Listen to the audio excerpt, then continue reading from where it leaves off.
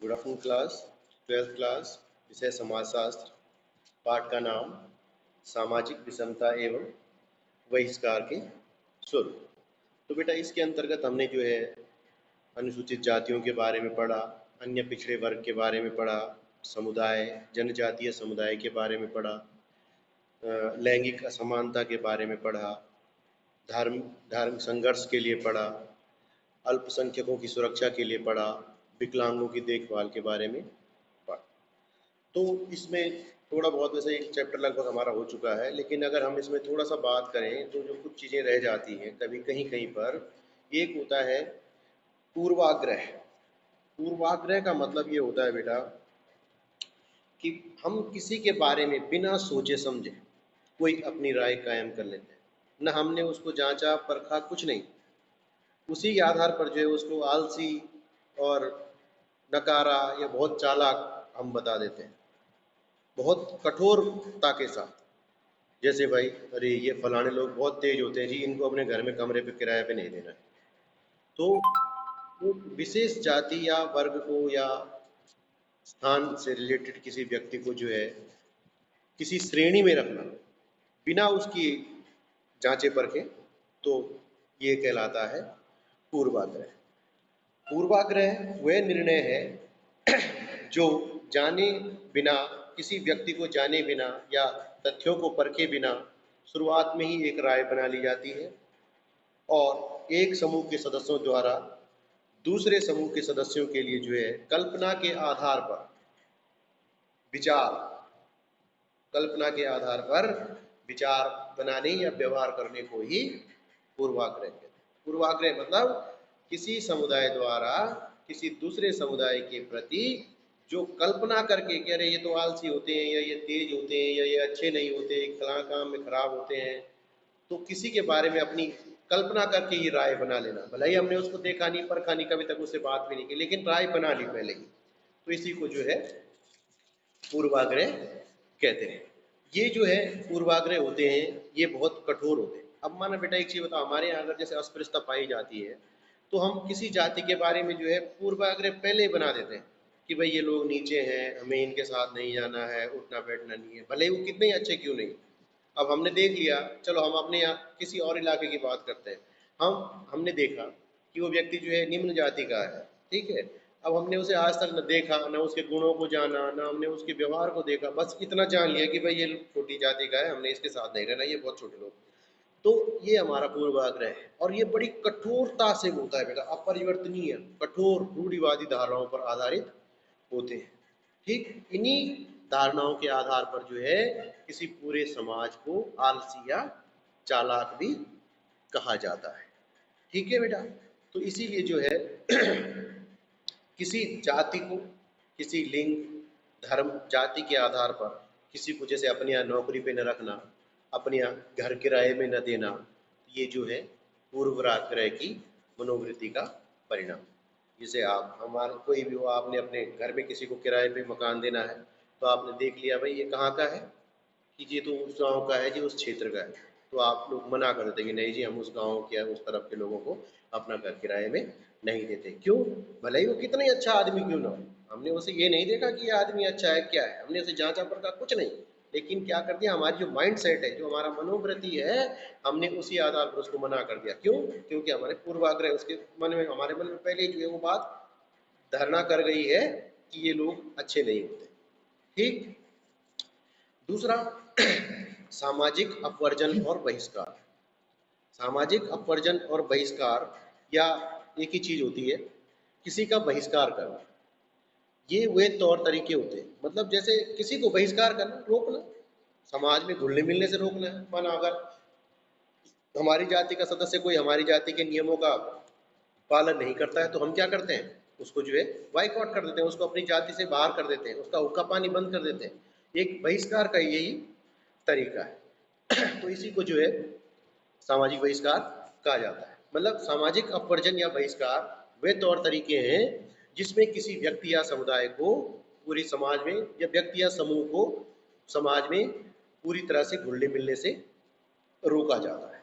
ठीक है। तो इस तरह से जो है हमारे देश में जो पिछड़ी जातियां हैं, अनुसूचित जातियां हैं, इनको जो है अपवर्जन और बहिष्कार का शिकार होना पड़ा है। फिर आती है बात अस्पृश्यता। अस्पृश्यता को बोलते हैं छुआछूत, यानी कि अस्पृश्य जिसको छूने से ही व्यक्ति जो है अपवित्र हो जाता है, इस तरह से जो है उनको अस्पृश्यता एक जो है हमारे समाज का सबसे घृणित पहलू है, जो धार्मिक और कर्मकांडीय दृष्टि से शुद्धता और अशुद्धता के पैमाने पर निम्न जातियों के सदस्यों के विरुद्ध अत्यंत कठिन निर्योग्यताओं का विधान करता है। और मतलब ये एक ऐसा नियम है कि जो निम्न जातियों के विरुद्ध जो है एक बिल्कुल कठोर नियम बनाया गया है कि जो जो आप लोग यहाँ नहीं आएंगे, ये नहीं खाएंगे, ये हमारे साथ नहीं बैठेंगे, ये इस चीज का प्रयोग नहीं करेंगे। बड़ा कठोर नियम जो है ये अस्पृश्यता के अंतर्गत जो है निम्न जातियों के साथ बनाए गए हैं। अस्पृश्यता को आप छुआछूत भी कह सकते हैं। अस्पृश्य, इसको स्पर्श करने योग्य जो नहीं है, यानी कि जो छूने योग्य नहीं है, उसी को जो अस्पृश्य कहा जाता है। तो इसी तरह से जो है ये अस्पृश्यता के अंतर्गत जो है पवित्रता, अपवित्रता, शुद्ध अशुद्ध की भावनाएं जो है जन्म लेती है। तो हमारे यहाँ जो है जो पिछड़ी जातियां हैं, जो निम्न जातियां हैं, वो प्राचीन समय से जो है ये अस्पृश्यता की समस्याओं का सामना करती चली आई हैं, जिससे उनका विकास नहीं हो पाया है।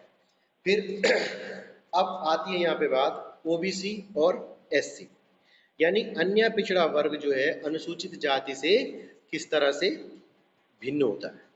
अब देखो, दलित शब्द का प्रयोग किया जाता है अनुसूचित जाति एवं जनजाति, इनको जो है दलित शब्दों का प्रयोग इनके लिए किया जाता है।